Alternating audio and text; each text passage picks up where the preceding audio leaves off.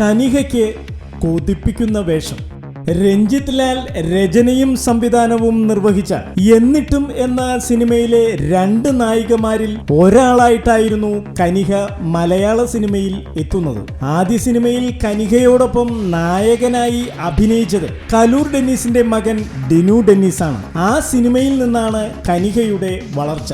ഒരു ആർട്ടിസ്റ്റ് എന്ന നിലയിൽ സിനിമ ആവശ്യപ്പെടുന്ന രീതിയിൽ അഭിനയിക്കുന്ന കനിക പഴശ്ശിരാജയിൽ മമ്മൂട്ടിയുടെ നായികയായതോടെയാണ് കൂടുതൽ ശ്രദ്ധിക്കപ്പെട്ടത്. തുടർന്ന് നിരവധി സിനിമകളിലൂടെ തന്റെ കഴിവ് തെളിയിച്ച കനികയെ തേടി ഒരു നടി കൊതിക്കുന്ന രീതിയിലുള്ള അഭിനയ മുഹൂർത്തങ്ങളുള്ള ഒരു സിനിമയുടെ കഥയുമായി പ്രൊഡക്ഷൻ കൺട്രോളർ ഷാജി പട്ടിക്കരയും നിർമ്മാതാവും കനികയോട് ഡേറ്റിനു വേണ്ടി സംസാരിക്കുകയുണ്ടായി. പ്രതിഫലത്തിന്റെ കാര്യത്തിൽ ചെറിയ തർക്കമുണ്ടത്രേ.